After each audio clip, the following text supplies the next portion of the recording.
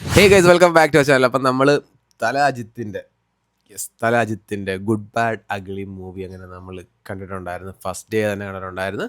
Night ഷോയ്ക്കാണ് പോയത്. So yes guys, good Bad ugly actually എൻ്റെ പൊന്നോ ഒന്നും പറയണ്ട. അയ്യോ യെസ് നമുക്ക് മൂവിയിലേക്ക് വരാം. പടം ഡയറക്റ്റ് ചെയ്തേക്കുന്നത് ആദിക് രവിചന്ദ്രൻ. പുള്ളിയാണ് മറ്റേ മാർക്ക് ആൻ്റണി, വിശാലിനെ വെച്ച് മാർക്ക് ആൻ്റണി മൂവിയൊക്കെ ഡയറക്റ്റ് ചെയ്തത് പുള്ളിയായിരുന്നു. അത് കാസ്റ്റ് വരുന്നത് അജിത് കുമാറുണ്ട്, തൃശ്യുണ്ട്, അർജുൻ ദാസ് ഉണ്ട്, സുനിലുണ്ട്, അങ്ങനെ കുറച്ചധികം ആൾക്കാർ. ജി വി പ്രകാശാണ് മ്യൂസിക് ചെയ്തേക്കുന്നത്. യോ യെസ് ഗൈസ്, അപ്പം ഇതൊരു ഗ്യാങ്സ്റ്റർ പടമാണ്.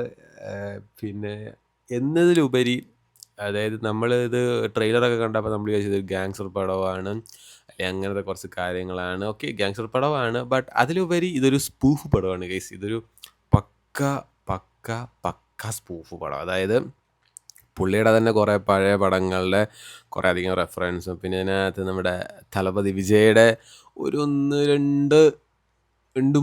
രണ്ട് മൂന്ന് കാര്യങ്ങളൊക്കെ അതിനകത്ത് റീക്രിയേറ്റ് ചെയ്യുന്നുണ്ട് ചെറിയൊരു സ്പൂഫ് രീതിയിൽ. പിന്നെ ഞാൻ പറഞ്ഞില്ലേ, ഇത് പക്ക സ്പൂഫ് പടമാണ്. അതായത് ഇത് നോർമൽ ഓഡിയൻസ് ഇത് വർക്ക് ആകത്തേ ഇല്ല. അതുകൊണ്ട് നിങ്ങൾ മാക്സിമം, ഞാൻ പറയുന്നത് എന്താണെന്ന് വെച്ചാൽ, മാക്സിമം നിങ്ങൾ ലോജിക് പരമായിട്ടൊക്കെ ഈ പടം കാണാൻ പോകുന്ന ടീംസ് ഉണ്ടല്ലോ, അവരോട് പോയി ഈ പടം കാണരുത്. ഈ പടം കണ്ടിട്ട് നിങ്ങൾക്ക് വൻ ശോകമായിരിക്കും, അല്ലെങ്കിൽ നിങ്ങൾക്ക് ഈ പടം വർക്കാകില്ല. അങ്ങനെ കണ്ടു കഴിഞ്ഞാൽ നിങ്ങളൊരു അജിത്ത് ഫാൻസിൻ്റെ കൂടെ, അല്ലെങ്കിൽ അജിത്തിൻ്റെ ഒരു പക്ക സ്ലോ മോഷൻ, അല്ലെങ്കിൽ ആ ഒരു സ്വാഗ്, അല്ലെങ്കിൽ ആ ഒരു സ്റ്റൈലൊക്കെ എൻജോയ് ചെയ്യാൻ പറ്റിയ കുറച്ച് ആൾക്കാരുടെ കൂടെ, അതായത് അജിത്ത് ഫാൻസിൻ്റെ കൂടെ പോയിരുന്ന പടം കണ്ടു കഴിഞ്ഞാൽ നിങ്ങൾക്ക് ഈ പടം വർക്കാവുന്നതായിരിക്കും. അല്ലാത്ത പക്ഷേ നിങ്ങൾക്ക് ഈ പടം വർക്കാകില്ല. പിന്നെ ഒരു കാര്യം, ലോജിക്കൊക്കെ എടുത്ത് പുറത്ത് വെച്ചിട്ട് വേണം നിങ്ങൾ ഈ പടം കാണാൻ പോകാനായിട്ട്. കാരണം ലോജിക്കോട്ട് ഒരു ബന്ധവുമില്ല. പിന്നെ ഓഫ് കോഴ്സ് ഈ പടം ഈ നാട്ടിലോ അല്ലെങ്കിൽ ഈ വേൾഡിലോ നടക്കുന്ന കഥയൊന്നും കാര്യങ്ങളൊന്നുമില്ല. അത് നിങ്ങൾക്ക് പടം കാണുമ്പോൾ മനസ്സിലാവും.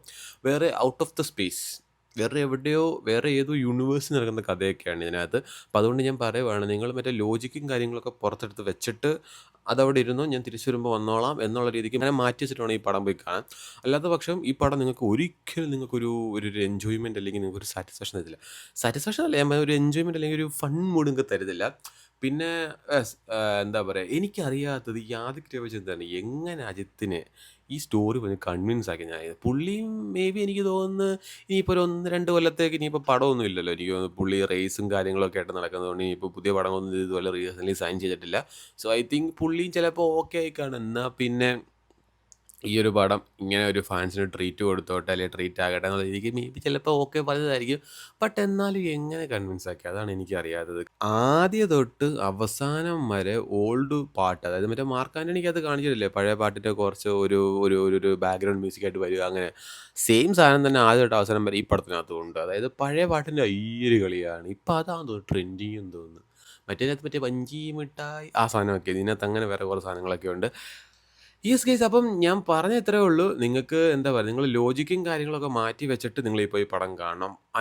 എൻജോയ്മെൻ്റ് ആണ്. എന്താ പറയുക, നല്ലൊരു എക്സ്പീരിയൻസ് നിങ്ങൾക്ക് കിട്ടുന്നതായിരിക്കും. പിന്നെ അതുപോലെ തന്നെ യെസ് ഗൈസ്, നോർമൽ ഓഡിയൻസിന് ഒരിക്കലും ഇത് വർക്ക് ആവത്തില്ല. അതുകൊണ്ട് മാക്സിമം നിങ്ങൾ നോർമൽ ഓഡിയൻസിനോട് ഇരുന്ന് പടം കാണാതിരിക്കുക. പക്ക ഒരു അജിത് ഫാൻസിൻ്റെ കൂടെ, അല്ലെങ്കിൽ നിങ്ങൾക്ക് എൻജോയ് ചെയ്യാൻ പറ്റിയ കുറച്ച് ആൾക്കാരോടെ പോയിരുന്ന് മാത്രം ഈ പടം കാണുക.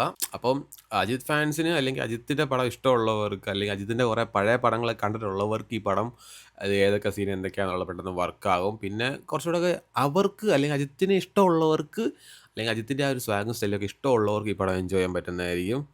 സോ ഗൈസ്, അപ്പോൾ അതാണ് ഗുഡ് ബാഡ് അഗ്ലി. ഭയങ്കര മാസ് പടം, അല്ലെങ്കിൽ ഇങ്ങനത്തെ പടങ്ങളൊന്നും നിങ്ങൾ പ്രതീക്ഷിക്കരുത്.